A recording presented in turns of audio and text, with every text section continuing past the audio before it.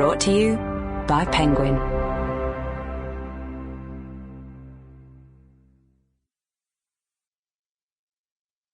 Abolition. Politics, Practices, Promises. Volume 1.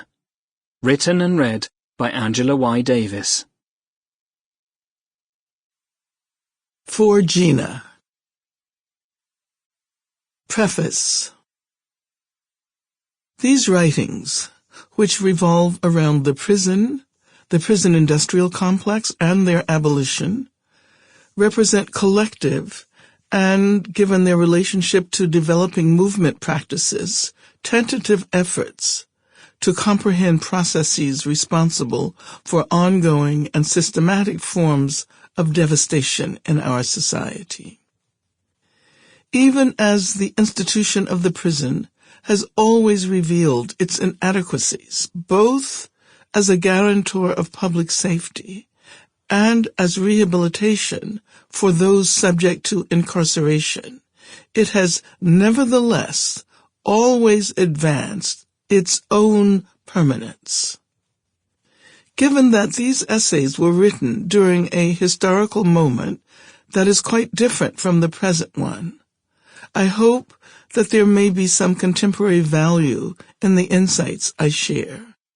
More specifically, I hope that these writings may assist current movement participants and scholar activists to appreciate the fact that even though there may be no straightforward correlation between the changes we try to generate through radical movement practices and the actual consequences of those practices, these consequences can themselves potentially make a vast difference and may reveal changes that we might otherwise never have known we needed. Every essay in this collection represents thoroughly collaborative insights and practices.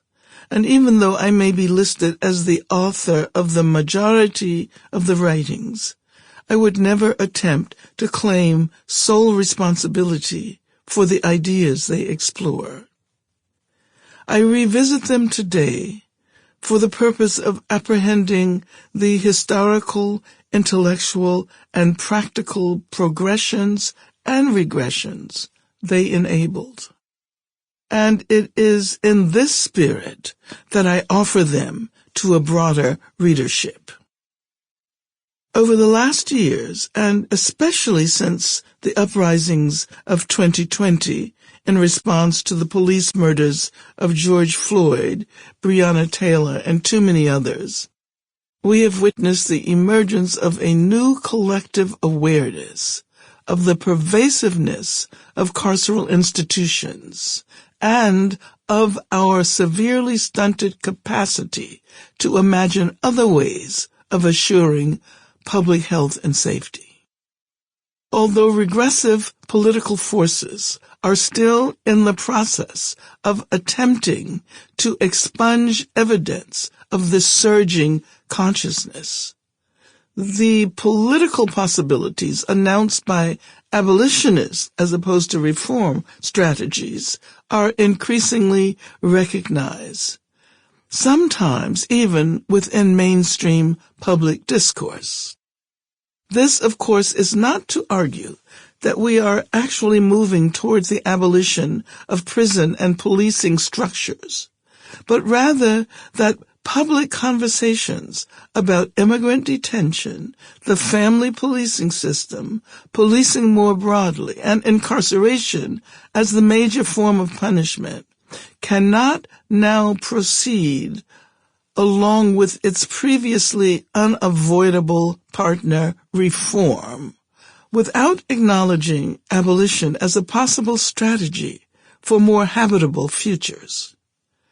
At the same time, this is not to imply that because abolition has been barred from mainstream discourse for so many decades, we are now satisfied with its mere acknowledgement. The acknowledgement of abolition as a possible strategy of addressing Sample complete. Ready to continue?